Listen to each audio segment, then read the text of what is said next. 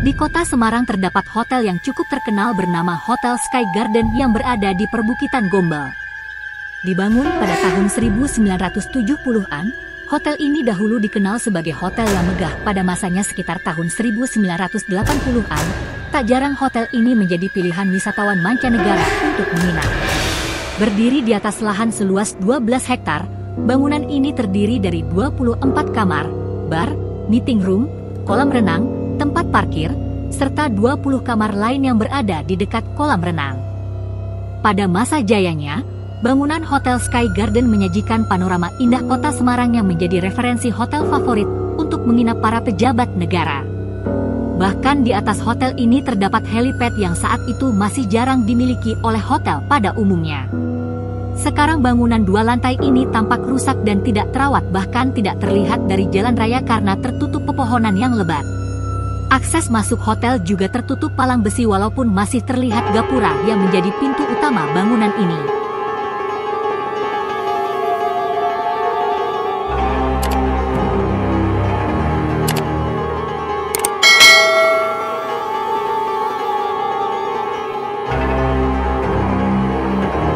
Hotel Sky Garden yang sudah dibahas di awal tadi sudah tak beroperasi lagi kini. Bangunannya memang masih ada dan dalam kondisi tak terurus, namun sekarang justru digunakan untuk tempat gantung diri, pembunuhan, dan perkosaan yang masih sering terjadi pada malam hari. Mungkin hal ini juga yang semakin menguatkan mitos Wewe Gombal yang sudah tertancap di benak masyarakat.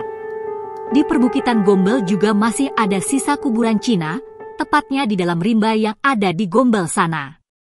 Bukti pernah adanya kuburan di sana ialah adanya inskripsi atau batu nisan seluas 30 cm x 40 cm yang didirikan untuk menenteramkan arwah korban kecelakaan massal rombongan pengantin dari Solo yang berlangsung sekitar tahun 1960.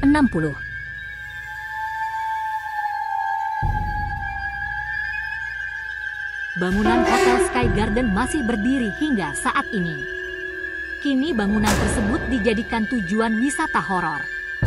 Namun untuk masuk ke dalam Hotel Sky Garden kamu perlu izin dan tidak sembarangan bisa masuk. Salah satu ruangan juga pernah dipakai untuk uji nyali di salah satu stasiun televisi.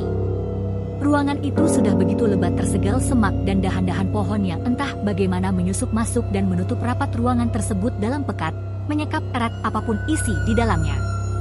Banyak juga anak muda yang penasaran beramai-ramai ke hotel ini untuk sekedar uji nyali. Kiswanto, salah seorang penghuni bekas Hotel Sky Garden mengatakan jika hotel ini tutup setelah terjadi perselisihan antara pemilik dan pihak bank pada tahun 1982. Namun perselisihan tersebut telah dimenangkan oleh pihak Sutrisno Bahir selaku pemilik dan rencananya bangunan itu akan dikembangkan menjadi apartemen. Namun hingga kini pembangunan apartemen itu urung dilakukan. Karena itulah hotel kosong dan terbengkalai dan hanya ditempati satu keluarga yang merupakan keluarga satpam Hotel Sky Garden terlebih dahulu. Kondisi yang tidak terawat inilah yang membuat Hotel Sky Garden kerap dijadikan tujuan wisata horor.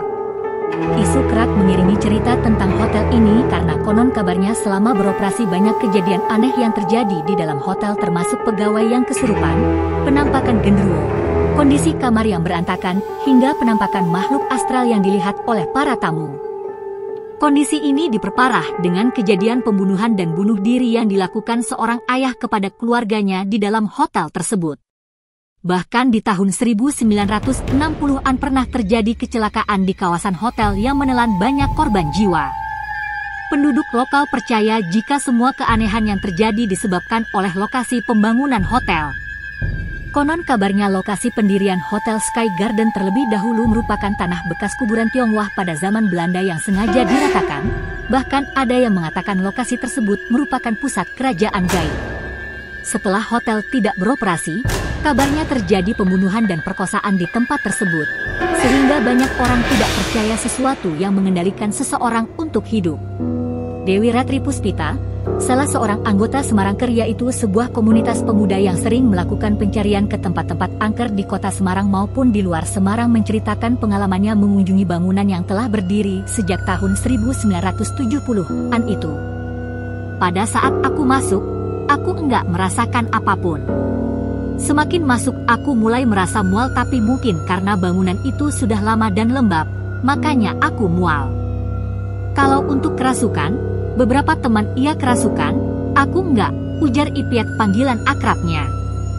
Seakan ingin menampik mitos-mitos yang beredar, Ketua Semarangker, Pamuji Wono dijelaskan jika sejak tahun 1980 ada 7 kepala keluarga atau sekitar 35 orang yang tinggal di sana, sebelum kemudian dipindahkan ke tempat lain oleh pemerintah daerah setempat. Itulah yang membuat Pamuji yakin bekas Hotel Sky Garden tempat yang marah. Banyak yang bilang kalau tempat ini angker. Kalau angker, mereka enggak akan tinggal selama 39 tahun di sana. Mereka dulu bekerja di hotel ini. Dan setelah hotel ini tutup mereka tetap diizinkan tinggal di sana, tulisnya. Mitos lainnya, jika ada yang menyentuh tembok resepsionis menyebutkan maka orang yang menyentuhnya akan tak sadarkan diri. Namun Pamuji berani membuktikan jika mitos simpang siur yang selama ini beredar adalah salah. Jadi katanya, kalau ada orang yang menyentuh tembok di resepsionis hotel ini, akan kesurupan. Namun, ketika waktu Semarangker menyentuh tembok itu enggak kenapa-kenapa. Balik lagi, percaya sama Tuhan, karena semua miliknya, tegasnya lagi.